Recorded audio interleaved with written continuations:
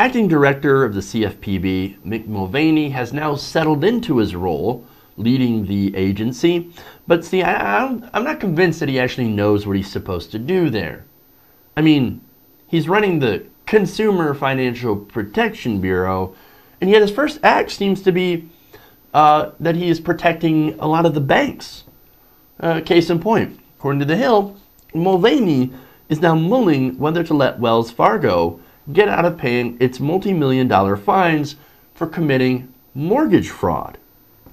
Well, now wait a minute here. That seems to be the opposite of protecting consumers. That's actually protecting the banks and saying, oh, yeah, I know you did all these bad things, but you know what? We're not going to make you, we're not going to pay that settlement.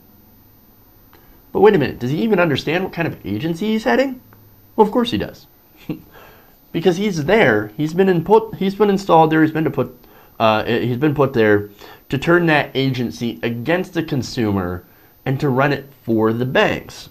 And the Wells Fargo case is pretty much an example of what he plans to do with the agency going forward.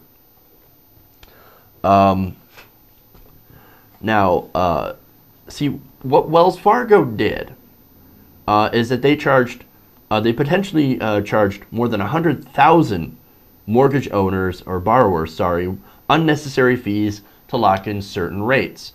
Now, these fees, of course, were exorbitant fees, and basically had the effect of screwing over the consumer. It's great for the bank, it's great for the profit margin, but again, it's an unethical practice. So under Richard Cordray, the CFPB ended up suing, and they were getting set up to recoup that money for their for the consumers, right, that were wronged by this bank. So, well, Cordray stepped down in order to run for office, and first he had appointed somebody to run it, but President Trump said absolutely not. And there's a pro-Trump judge that said, sorry, man, Mulvaney, he's the pick. We're going to install him. Now, there's currently a lawsuit undergoing on that, but for now, it looks like Mulvaney is the acting director. And now that he's taken over, the CFPB is now reviewing each of the 14 pending enforcement actions left to him by the former director. So he's looking at these and going, I don't know, man. I don't know if I feel like really enforcing these penalties against Wells Fargo. I mean, yeah, sure, they screwed over the consumer. Then again, they're a bank, and they're one of my bigger, they're one of the bigger contributors to campaigns such as mine. And I'll show you that. Now, but first, again, this is what he's been sent to this position to do. See, he despises consumer protections and, of course, has been a staunch ally of the banks for a very long time. In fact, listen to what he said on Fox Business about the role of his new job. He said, quote, "The structure of the CFPB is just fundamentally flawed. Authority that I have now as acting director really should frighten people. Really, so people should be afraid that you're going to act in their behalf when they get victimized by a bank." No, I think what he's speaking about, who he's speaking about, is the banks. The banks should be afraid of what I can do, of the authority that I have. Well, and they are. That's why they put you there in the first place.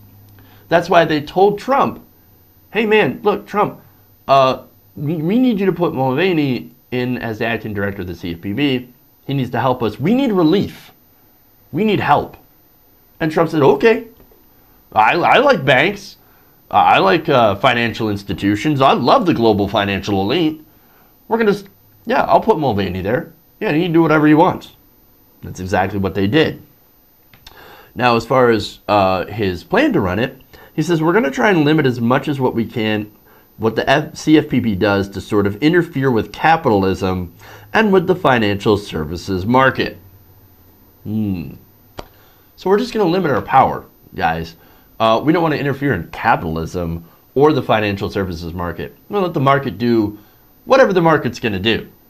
Well, see, we did that before in 2007, 2008, and the decade beforehand, after Bill Clinton, the Democrats deregulated Wall Street, well, we just let them do whatever they want, and then the economy crashed.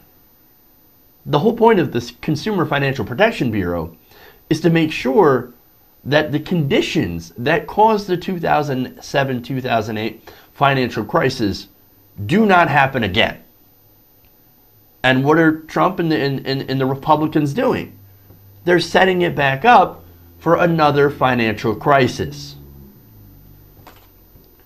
What he calls interference, by the way, is what we call justice for the people getting screwed over and the people that will end up being hurt by a gigantic financial crash, which seems to be where we're heading. Now again, it was proven that Wells Fargo had cheated their customers in order to pad their bottom lines, right? Now Mulvaney is yet looking at those cases and thinking, you know what? I know he did that, or I know they did that, but what about my donors? I'm here to care about my donors, not you guys. Back to the Hill. Mulvaney said he's reviewing the various lawsuits the CFPB is involved in and has already sought delays in 2 cases where his opinion differs from Cordray's, and his opinion, of course, is dictated by the banks. Mulvaney also said he's analyzing the CFPB's budget for potential savings and continuing efforts to bolster the agent's cybersecurity protections. He's also instituted a hiring freeze in the CFPB. So, look, this guy is not interested in protecting consumers. He serves the banks because the banks are his donors. Back when he was serving in South Carolina, he received over $100,000 in legalized bribes from the financial sector that we know of. Again, this has nothing to do with the dark money that we can't see. He's received money from payday lenders, different banking institutions, and surprise, surprise, those very same donors he now is favoring as head of the CFPB. Make no mistake, the banks are now in control of what was one of the few, if not the only agency out there that was actually created to help look out for consumers. Unfortunately, that's the truth of it.